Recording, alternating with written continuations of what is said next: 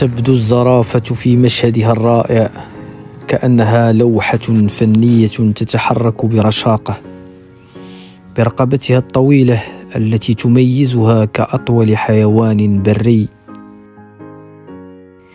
في هدوء وفضول تتناول أوراق الشجر بينما تأسر أنظار الزوار بجمالها الفريد والأخاذ.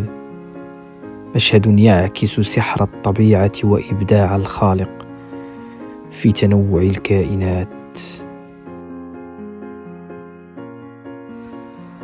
ربنا ما خلقت هذا باطلا سبحانك.